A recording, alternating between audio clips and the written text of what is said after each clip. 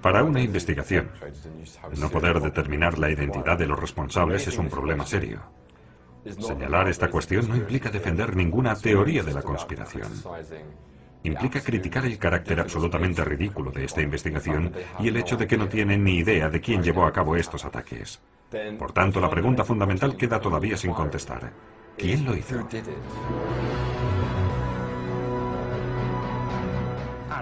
Tienen a esta organización malvada. Tienen al líder, Bin Laden, de esta organización malvada. Tienen a una red secreta en unas cuevas de Afganistán. Parece el guión de una película de James Bond. En la primera cinta de vídeo de Bin Laden que se filtró a los medios y utilizada para sugerir que Osama Bin Laden había reivindicado los ataques, era una cinta muy problemática. Y un análisis ha demostrado que era un fraude a partir de varios elementos. Por ejemplo, Osama Bin Laden llevaba un anillo de oro. Pero, según la ley islámica, está prohibido que un hombre lleve joyas de oro. Entonces, ¿por qué el jefe de uno de los movimientos salafistas más militantes llevaba un anillo de oro? No tiene sentido. El vídeo en cuestión, que se encontró en circunstancias muy dudosas en Afganistán, en una casa de la que se dijo que había sido abandonada por Al-Qaeda, ha sido cuestionado por diversas razones. Por ejemplo, una red de televisión alemana me dio una traducción alternativa completamente diferente a la dada por los investigadores estadounidenses.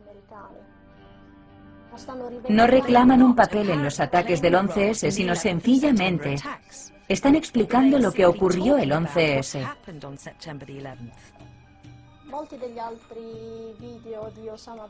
En muchos otros vídeos de Osama Bin Laden, el audio no se corresponde con los labios de Laden.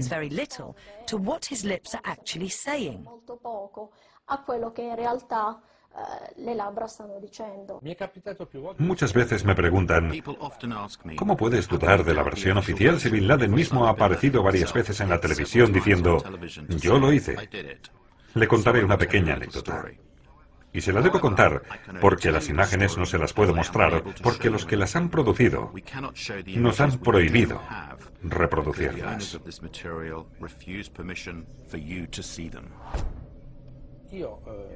Yo, como miembro de la Comisión de Seguridad y Defensa del Parlamento Europeo, fui invitado en el verano de 2005 a asistir a la proyección de un PowerPoint organizado por el Centro de Estudios Estratégicos de Washington. En él se explicaba qué sucedería en Europa si Bruselas fuese atacada con una bomba nuclear. 50.000 muertos, centenares de miles de heridos, una nube radioactiva, las reacciones de las capitales occidentales. De repente, en la pantalla aparece Osama Bin Laden atribuyéndose la responsabilidad por el ataque nuclear a la sede de la OTAN. Todos los miembros del Parlamento, incluido yo mismo, ni siquiera comenzamos a discutir. Un parlamentario se levantó y dijo, hoy nos habéis hecho la mejor demostración de que la imagen de Osama Bin Laden puede ser manipulada totalmente.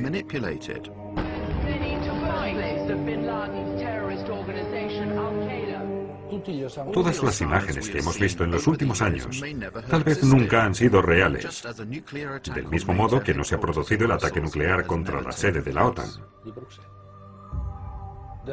Nos niegan el uso de estas imágenes. No importa, tengamos paciencia. Echad un vistazo. Así es como aparecía Osama Bin Laden el 7 de septiembre de 2007. Ahora, compararlo con los otros Bin Laden que hemos visto en años anteriores. ¿Os parece posible que con el paso del tiempo rejuvenezca? ¿Os parece posible que su barba sea cada vez más oscura? ¿Os parece posible que su nariz crezca en tamaño? No necesitamos hacer muchos análisis. Hasta un niño se da cuenta de que se trata de dos personas diferentes, pero en cambio nos la han presentado como si fueran la misma. Y esta historia nos la llevan contando desde hace más de 6 años. ¿Organizó Bin Laden los atentados del 11S? Y en caso afirmativo, ¿lo hizo solo o con alguien más? Llegados a este punto hay que hablar de Al-Qaeda. Al-Qaeda fue fundada por Bin Laden en 1989, al final de la guerra entre soviéticos y guerrilleros islámicos en Afganistán. Después de esa guerra y no para esa guerra. Pero entonces, ¿contra quién iban a luchar todos esos voluntarios islámicos? ¿Qué significaba Al-Qaeda en aquel momento?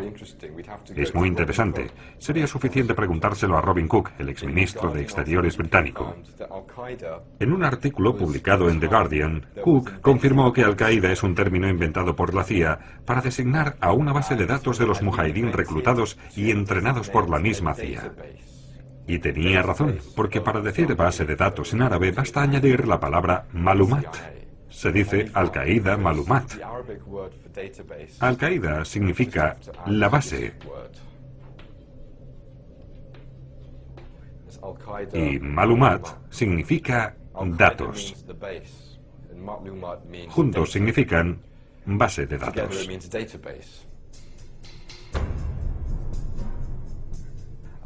Al-Qaeda es una bufonada.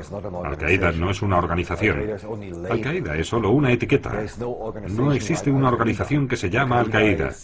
Al-Qaeda es una lista de los participantes en la guerra de Afganistán de los años 80. Al-Qaeda no es nada. Es solo un espantajo hinchado por la propaganda occidental para mostrar a la gente el gran mal.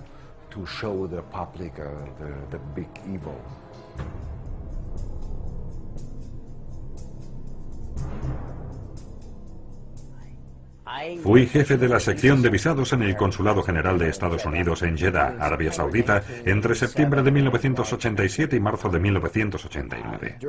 En ese periodo me vi involucrado en lo que resultó ser un programa de visados para los terroristas.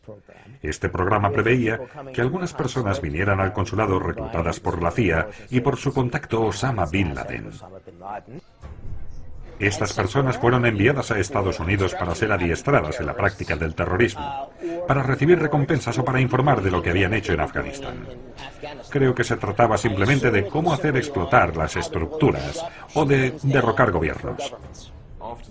Después de la Guerra Fría, las conexiones con Al-Qaeda se intensificaron y se multiplicaron. Al-Qaeda ha sido controlada de varias maneras, directa e indirectamente.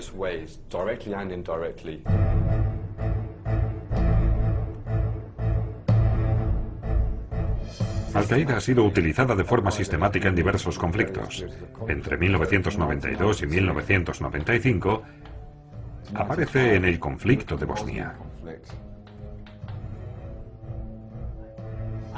Creo que el gobierno estadounidense trabaja con varias organizaciones árabes y musulmanas, fuera Al-Qaeda o fuesen personas que se convirtieron en miembros de Al-Qaeda.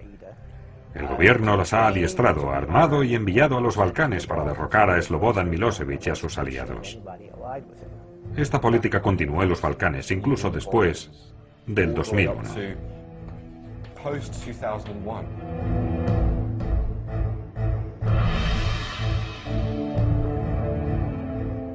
Los servicios secretos americanos, que durante la guerra solo entregaron armas, después de la guerra también emplearon a mujahidín en paro. Hay un montón de testimonios de los mujahidín recogidos por los tribunales alemanes. Fueron contratados por subcontratistas del Pentágono, más en concreto por la empresa privada MPRI, Military Professional Resources Incorporated.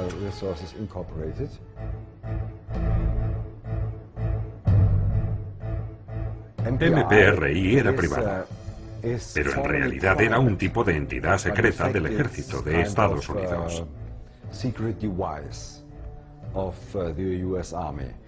Tienen a más generales de 4 estrellas contratados que el propio Pentágono. Cuando el Pentágono quiere hacer algún trabajo sucio y piensa que no puede conseguir el dinero o la aprobación del Congreso, dan el trabajo a esta empresa privada. A principios de verano de 1999, el MPRI trajo a estos mujahidín de vuelta a los Balcanes, especialmente